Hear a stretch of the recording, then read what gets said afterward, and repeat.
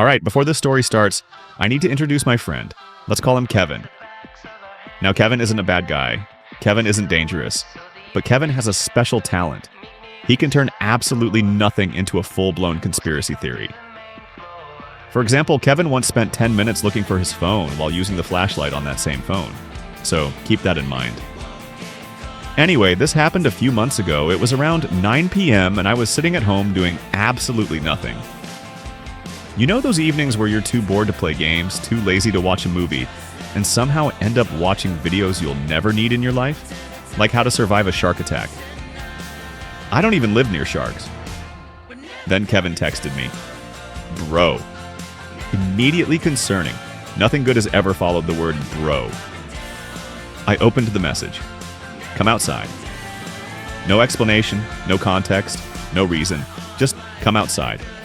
Like some Minecraft villager giving me a side quest. So I asked, why?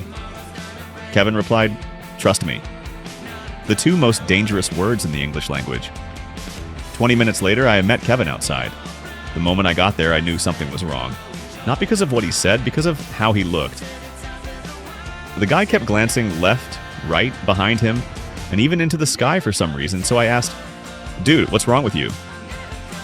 Kevin looked around one more time and then leaned closer.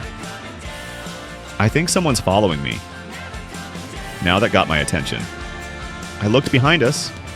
Nothing. Just a few people walking around. Completely normal. Then Kevin pointed at a guy maybe 50 meters away. Just casually walking while looking at his phone. Dude, he's been behind me for 10 minutes. Honestly, I thought Kevin had completely lost it, which wouldn't have been the first time. But as we started walking, Kevin kept checking behind us every 30 seconds. Dude, he's still there. Of course he's still there. People usually continue walking after they start walking, but Kevin had already convinced himself. In his mind, this guy was basically a secret agent. Then Kevin suddenly stopped. Again, he loves doing that. Dude. What? We need to test it. Immediately no. Whenever Kevin says we need to test something, something stupid usually happens.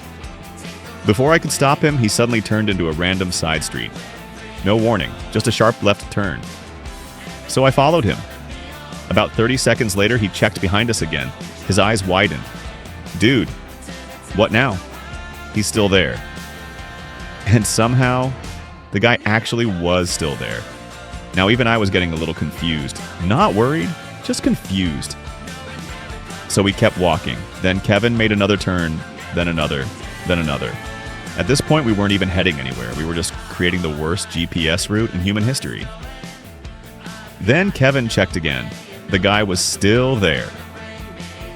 Now my brain started doing that annoying thing where it creates problems that probably don't exist. Maybe Kevin isn't crazy. Maybe this actually is weird. Maybe... No. Stop. That's exactly how horror movies start.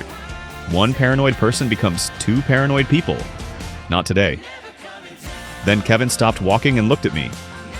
We need to hide. Hide. Bro thought we were in a spy movie. Before I could answer, Kevin ran behind a giant bush near the sidewalk. An actual bush. And because apparently my survival instincts are broken, I followed him. Now we're both crouching behind a bush at night, silently watching a random guy walk down the street. If anybody had looked out their window, we would have looked completely insane. The guy kept getting closer, closer, closer. Meanwhile, Kevin looked like he was preparing for battle. Then he whispered, "What if he's an undercover agent?" I almost choked. Bro, who are you? You're not some international criminal. The most illegal thing Kevin has ever done is download a texture pack from a sketchy website. Nobody is sending agents after Kevin. Nobody. Then Kevin whispered, "What if he knows?" Knows what? Even Kevin didn't know. He just wanted to sound dramatic.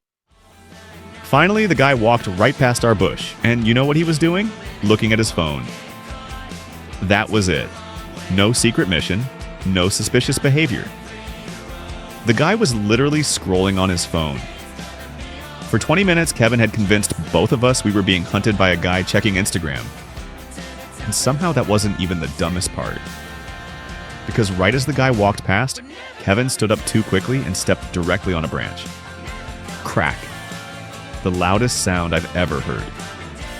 The guy immediately looked up, straight at us. Now imagine you're walking home and suddenly two random dudes emerge from a bush. I'd be terrified. The guy froze. We froze. Nobody moved. The entire world just stopped. Then Kevin opened his mouth, which was unfortunate, because Kevin rarely improves situations by speaking. He pointed at the bush and said, "We dropped something." What? An unbelievable answer. Even the guy looked confused. I looked confused. For a second, I think Kevin looked confused by his own explanation. The guy slowly nodded like he was trying to understand what species we belong to, and then continued walking without saying another word. Honestly, best possible response. The second he disappeared around the corner, I completely lost it. I started laughing. Kevin started laughing. Neither of us could breathe, because we had just spent 20 minutes building an entire conspiracy theory around a completely innocent guy. Then Kevin suddenly stopped laughing and looked serious again. Oh no, I knew that face. Dude, please don't. I still think he was suspicious. There was absolutely no saving this man. None. A few minutes later, we finally headed home. And to this day, Kevin still claims that guy was following us. Honestly, I don't know what's funnier.